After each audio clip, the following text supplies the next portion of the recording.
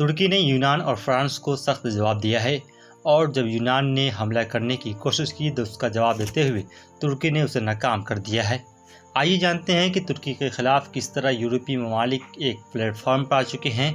इसके बावजूद तुर्की अपनी बात पर कायम है और उनका साफ तौर पर कहना है कि हम किसी मुल्क की भभकी से डरने वाले नहीं हैं। अब इस मामले में तुर्की ने कहा है कि क्रीट द्वीप से ग्रीस के 6 F-60 जंगी जहाज़ों ने उस इलाके में घुसने की कोशिश की जहां तुर्की अपना ड्रिलिंग का काम कर रहा है, लेकिन तुर्की के F-60 जंगी जहाज़ों ने उन्हें रोक दिया। तुर्की के रक्षा मंत्रालय ने सोमवार को शाम इस मामले से संबंधित वीडियो जारी किया है। तुर्की का दावा है कि वीडियो में यूनान के लड़ाकू विमान को गैस खोजने के अभियान में लगे तुर्की के जहाज़ के नज़दीक आते देखा जा सकता है।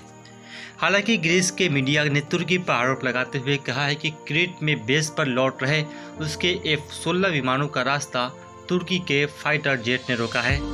दोनों देश नेटो के सदस्य हैं। इस इलाके में गैस भंडारों पर अधिकार और देशों के कॉन्टिनेंटल शेल्फ को लेकर विवाद है।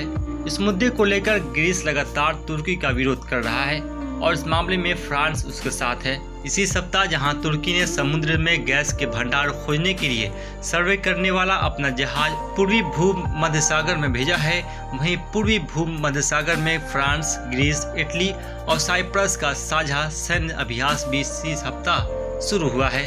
शुक्रवार में यूरोपीय संघ ने तुर्की को चेतावनी दी और कहा कि पूर्वी भूमध्य सागर में ग्रीस और साइप्रस के साथ तनाव कम करने की तुर्की की कोशिश नहीं की तो उस पर कड़े आर्थिक प्रतिबंध लगाए जा सकते हैं। संघ के कूटनीतिक मामलों के प्रमुख जोसेफ बोरेल ने कहा कि संघ चाहता है बातचीत के जरिए मामले का हल निकले, लेकिन इस मामले में EU ग्रीस और साइप्रस के साथ है, जिन्होंने इलाके में सैन्य गतिरोध की आशंका जताई है। पूर्वी भूमध्य सागर के जिस इलाके में तुर्की ड्रिलिंग का काम कर रहा है, साइप्रस उस पर अपना दावा करता है। जोसेफ बोरेल ने तुर्की से कहा है कि इस मुद्दे पर बातचीत आगे बढ़े, इसके लिए तुर्की को किसी तरह की एकतरफा कार्रवाई से बचना चाहिए। इलाके में शांति कायम करने के लिए इस बातचीत की मध्यस्थता जर्मनी करना चाहता है। बोरेल ने कहा है कि इस बात पर सहमति बन गई है कि अगर तुर्की इस मामले पर अपने कदम आगे नहीं बढ़ाता है तो उस पर लगाए जाने वाला प्रतिबंधों की सूची तैयार की जाएगी, जिस पर सितंबर 24-25 को होने वाली यूरोपीय काउंसिल की बैठक में चर्चा की जाएगी। संभावित प्रतिबंधों के बारे में जानकारी देते हुए बोरेल ने कहा है कि ड्रिलिंग का काम करने वाले जहाज पर प्रतिबंध लगाया जा सकता है। साथ ही यूरोपीय संघ के बंदरगाहों के इस्तेमाल और ड्रिलिंग के काम से जुड़ी आर्थिक गतिविधियों पर भी प्रतिबंध लगाया जा सकता है।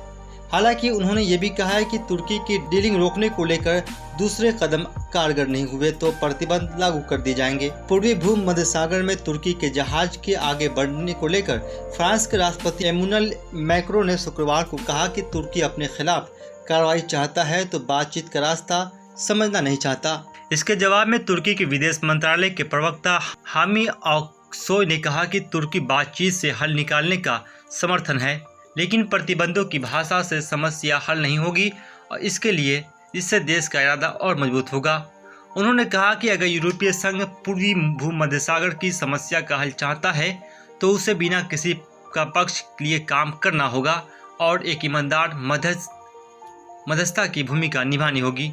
इस मुद्दे को लेकर तुर्की के राष्ट्रपति रजब तय्यब अर्दोगान ने नेटो प्रमुख जेंस स्टोल्टनबर्ग से फोन पर बात की।